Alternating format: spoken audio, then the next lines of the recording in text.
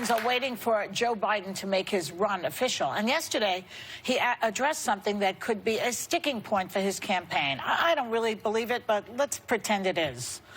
Because back in 1991, he was the Senate Judiciary Committee chairman, presiding, for those of you old enough, presiding over the confirmation hearings of Justice Clarence Thomas. Remember him? He's still there.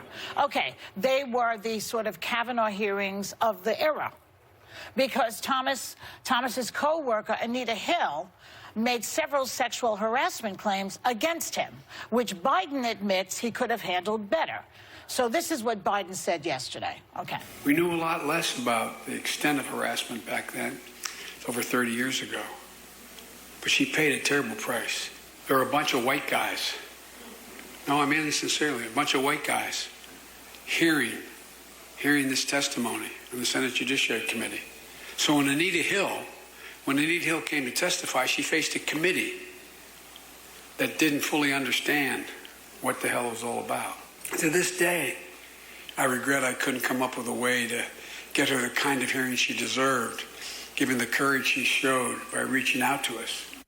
Well, considering all of the, how shall I say this, there's a Yiddish term, mishigas, considering all the mishigas that's going on with Trump, is this really an important thing if he runs against Trump? And is this apology enough? And don't we still have a bunch of white guys deciding these things? Three questions in a row. See what you can do. The problem that I see there, I mean, no one compares to grab them by the genitals, right? So they're like in two different categories, atmospheres, universes. So no, there's no comparison. But I don't know that that apology is enough. And I'm really enamored of Joe Biden. I actually hosted his Courage Awards last year at his request. So I admire him greatly and the work that he has done by passing the I think it's the the Violence Against Women Act of 1994. So he has done work, but he was the chairman in 1991. There were three other women that could have testified to support Anita Hill that saw what happened with Clarence Thomas. He could have called those women. He did not. Does he address that point at all? He has not. He has not apologized or spoken to Anita Hill. She has said that. And he also did not call experts on sexual harassment that could have explained to the 14 white men, which included himself, which he did not talk about, to explain what sexual harassment was. I mean, Joe Biden is a smart guy.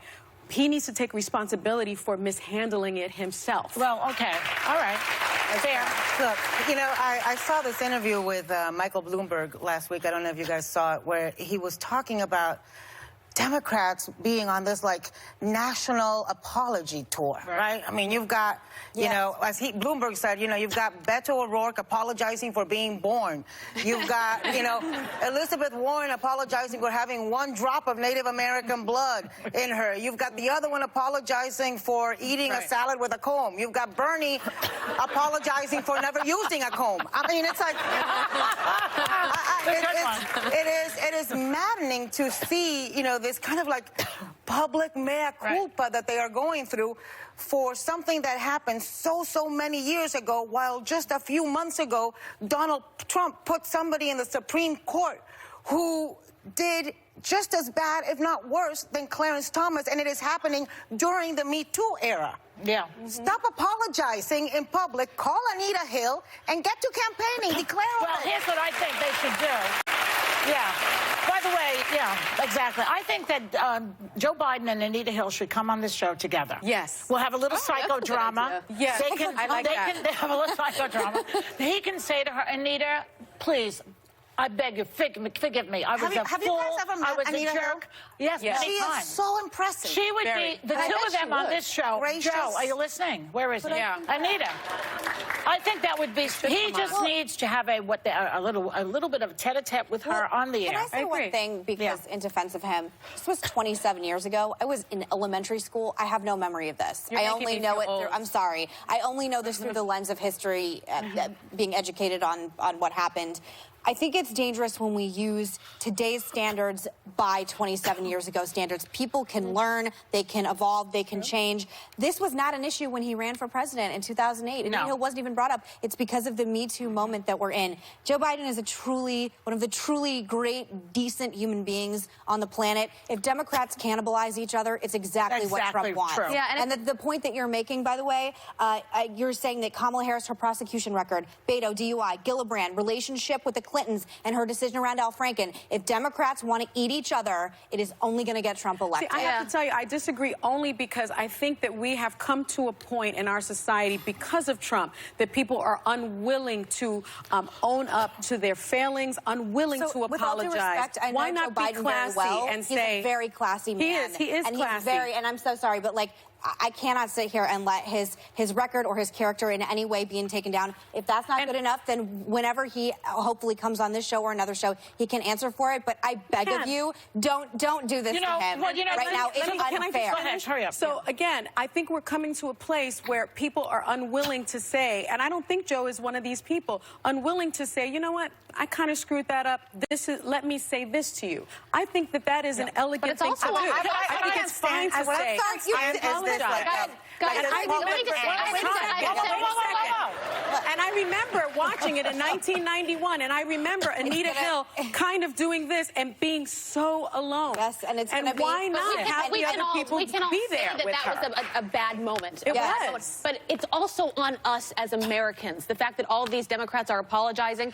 We need to forgive people, let people evolve, let people change their ways. That is what being a human is all Go about. ahead. You're like the one that votes in the Democratic primary. I am. To the point of the Democrats eating each other up like this, there is so much immorality on the other side that this is a reaction formation to that immorality. And they have got to be the most moral, the most ethical. And America, remember this in 2020 and vote for them.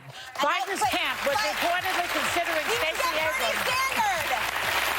I'm sorry, but what Bernie Sanders did to Hillary, you will do to him. I'm giving you guys a fair warning right now. This is my warning flare to Democrats. I believe that just what Bernie did to Hillary hurt her, and it ended up helping Trump, and that's what you're doing to Biden right now. Well, just like the Mueller report was round one, this is round one eat each for the other, Republicans get in line. Joe has got to pick up the phone and Republicans go, hello, care about winning, Democrats me. care about purity. Okay, Biden's camp was reportedly considering Stacey Abrams as his running mate in 2020.